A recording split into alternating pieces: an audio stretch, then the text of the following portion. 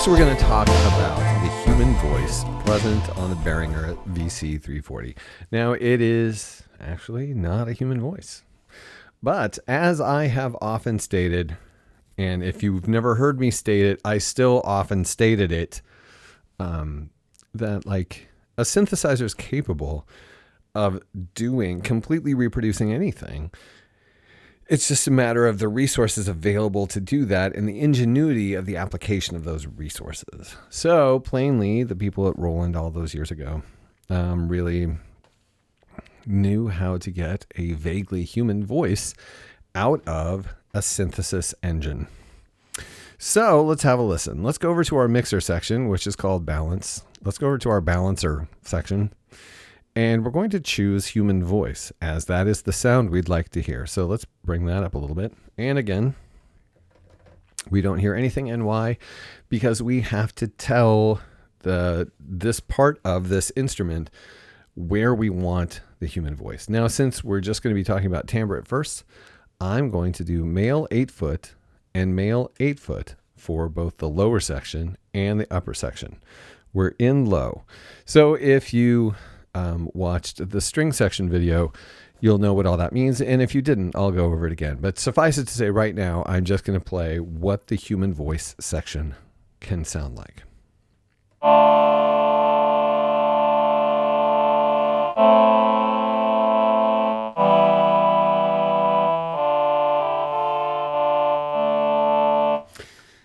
Timbrally, we have an ah vowel there. It's kind of robotic and kind of weird, but I don't think it's a stretch to be able to hear that sounds like a human voice, or a choir of men's weird voices.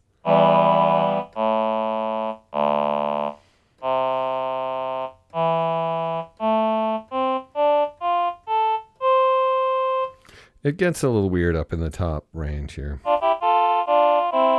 I guess I can hear a tenor in that. But of course, then if we switch it up,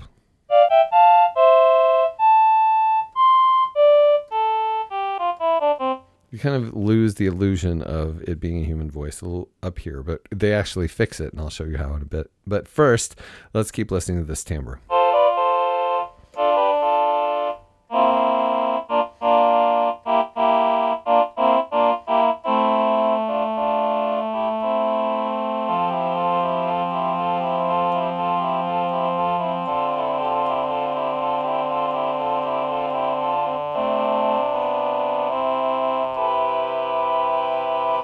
So it's a really nice sounding sound.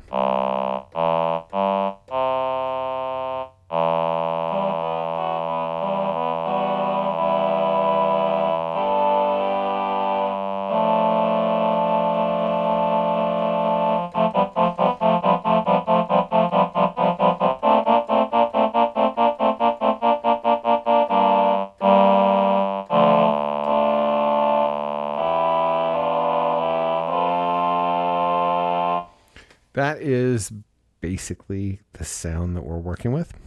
However, there are a lower and upper section.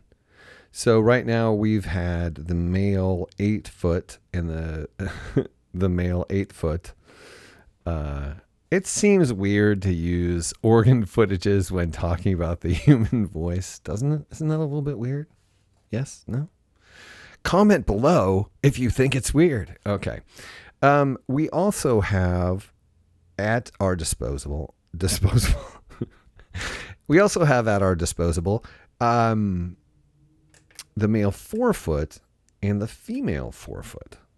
So if we're in low, it's kind of our tenor sound, which sounds better in the higher ranges.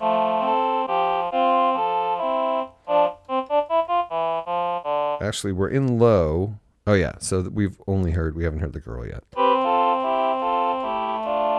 Male 4-foot is our tenor sound.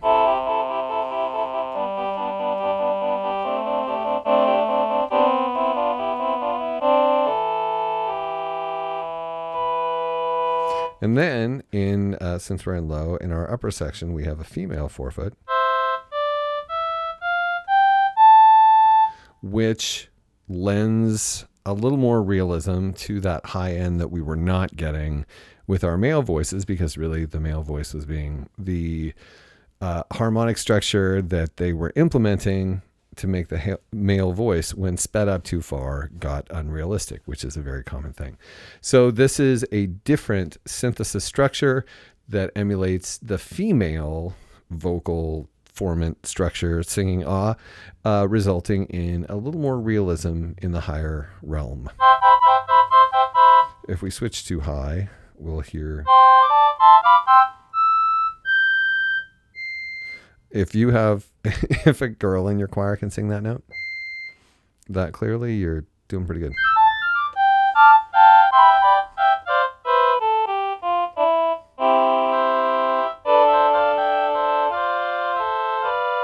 The female sound is a little quieter. The male kind of overpowers it a little bit.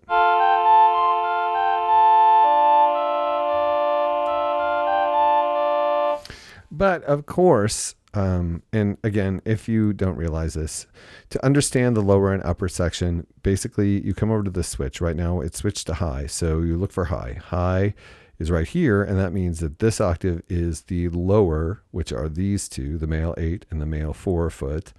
Upper, male 8 foot and female 4 foot, are these two octaves. If we switch into low, these two octaves are the lower, male 8 foot and 4 foot.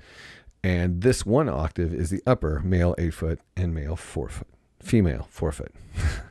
So that's easy.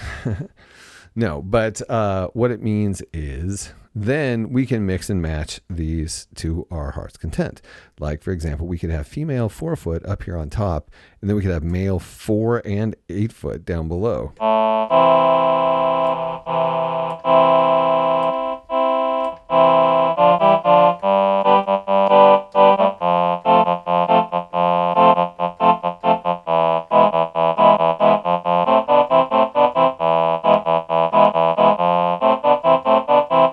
That is such a weird sound because it sounds like hokey and old-fashioned, but also robotic and futuristic at the same time. I love that. I think it's very, very interesting. Someone right now is going, Mark, hit the ensemble button. We'll get to it. Let's listen to the upper with the male 8 foot and female 4 foot. That 8 foot, which sounds kind of unrealistic when you push it too high, when coupled with the female, sounds a little more realistic.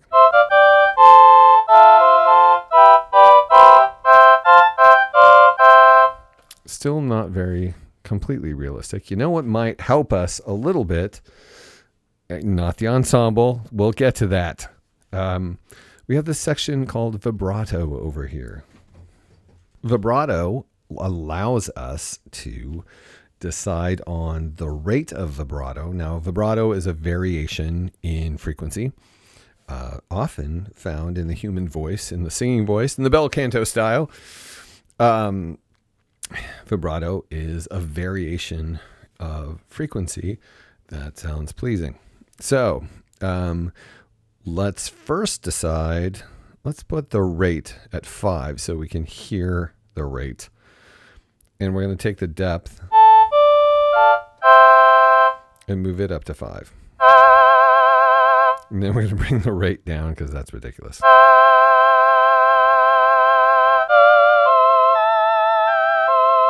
Sort of more of an operatic sort of choir here. Let's just turn the volume down.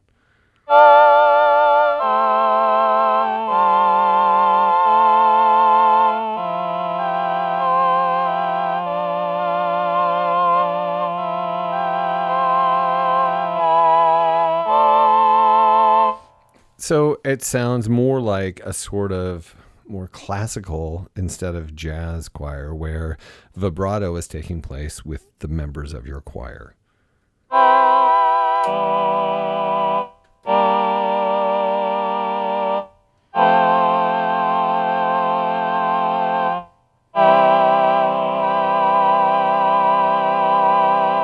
It gives it a little more reality. We can make it extreme.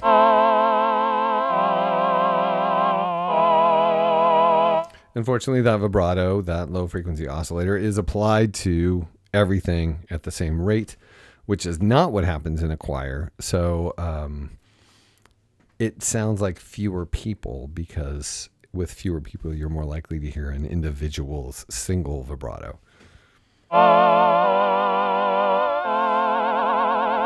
And you can put it up into the unrealistic realm, and then you have effects.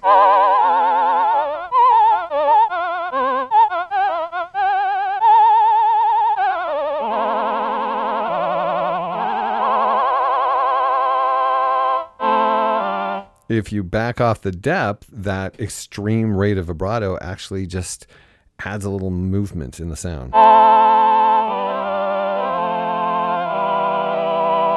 And don't forget, you also have a delay time here. So if you want the vibrato to come in later, which is a thing that happens in certain choir situations,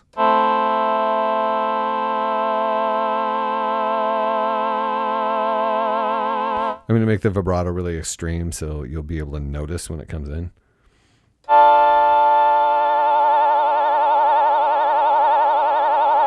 So you can set that delay on your vibrato.